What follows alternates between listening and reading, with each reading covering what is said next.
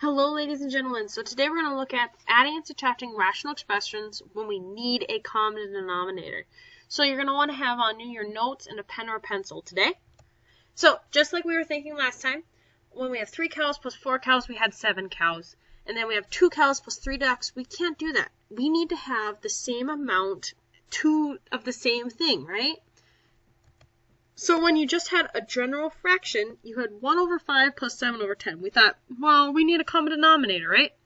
So a lot of us were like, oh, well, that's just 10, right? 10's a common denominator. So then what times 10 gave us, or what times 5 gave us 10? Well, that's 2. So we're going to multiply the top by 2. We got 2. 7, because we didn't multiply that, right? 2 plus 7, that's 9 over 10, right? That's what we were doing a long time ago, right when you learned how to do fractions. Well, same process is going to kind of come by. In order to add or subtract rational expressions with an unlike denominator, you need to find the least common denominator. We make the least common denominator by multiplying, not adding. We may need to factor to actually figure it out. So here's an example of a particular problem. 2 over 3x plus 5 over x squared. This is difficult because it's kind of difficult to think in your head, well, what can I multiply and all that. This is when this box here comes in play. What you're going to want to do is write the factors out of each part in a row. So I'm going to write the very first part here. This is my 3x row, okay? So I can split that into 3 and an x, right? 3 times x is 3x. What about x squared? So this is going to be my x squared row. What two things make up x squared? X and x. So I can't put the x, though, under a 3. They're not like each other. Kind of like I need cow over cow. So I'm going to put an x over an x, and then I just have one more column of x. So then I want to multiply down. So I'm going to have 3x, x. So 3 times x, that is 3x squared. This is my least common denominator that I'm going to use. So then I'm going to write with 3x squared on both of my problems. So then this is when you need to think to yourself, the multiplication. What times 3x would give me 3x squared? X, right? Missing an x. So then if I go 2 times x, I'm going to have 2x up here, right? What times x squared gives me 3x squared? 3, right? So then 5 times 3, that's going to give me 15. So then I'm going to add the numerators. Keep the denominator. That does not simplify down at all, so I am done with that particular problem.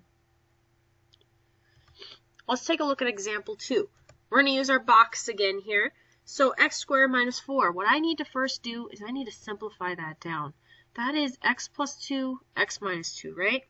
So now this is my x squared minus 4 row. So then I'm going to have x plus 2. That's one of my factors, right?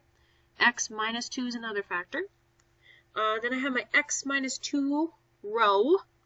That doesn't match x plus 2, but it does match x minus 2, right?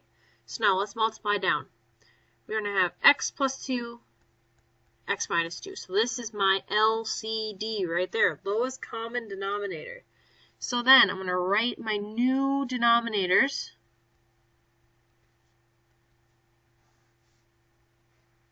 I have really crooked lines this time. Holy shnikes. There we go. Alright, so now I originally had x plus 2, x minus 2, right? So I didn't multiply anything. So I'm just going to leave the top the same. But what did I multiply x minus 2 by to get x plus 2 times x minus 2? You're thinking, Miss Marsh, we multiply by x plus 2, right? So if I do that, I'm going to get that.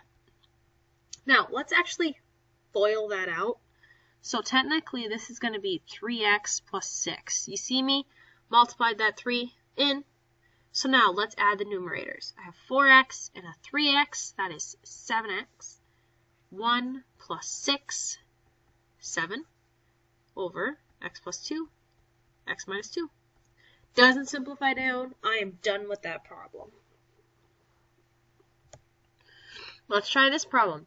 So I'm going to first, let's simplify the denominators here. X plus 5. This is x plus 5, x plus 5. Kind of FOIL it out, or AC of 25, 5 and 5 makes 10. Kind of works, right? So let's use this box for ourselves. So we're going to have our x plus 5 area and our x squared plus 10x plus 25 area. So x plus 5 is just x plus 5, right?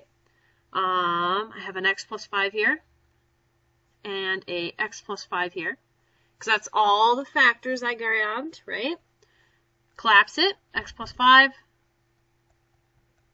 x plus 5.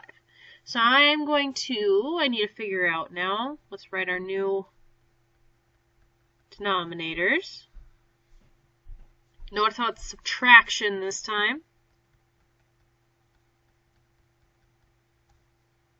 There we go. What times x plus 5 would give us x plus 5 times x plus 5? X plus 5, right?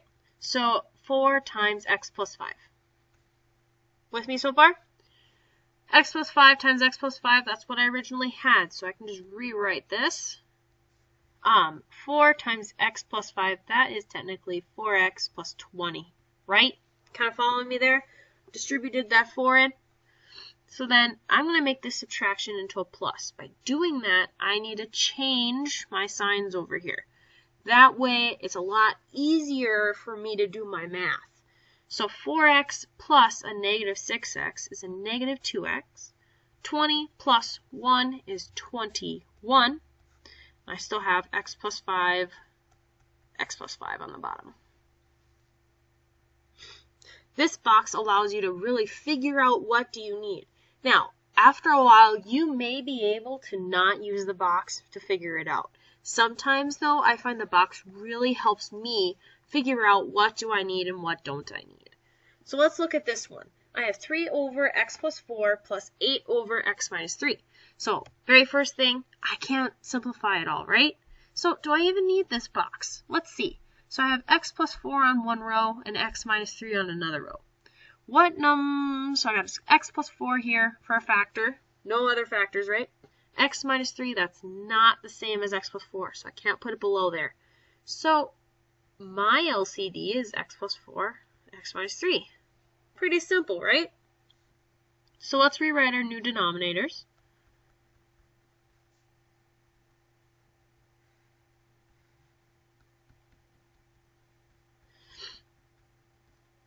Okay, what did I multiply the x plus 4 by to get x plus 4 times x minus 3? I multiplied by x minus 3, right? So we're going to have 3x minus 3. You're probably saying, well, we multiplied by x plus 4 here, so let's multiply by x plus 4. So now I'm going to rewrite here. I'm going to have 3x minus 9 there, and 8x plus 32 there. Okay, so let's add 3x plus 8x, 11x, negative 9 plus 32, that is a positive 23, over x plus 4, x minus 3.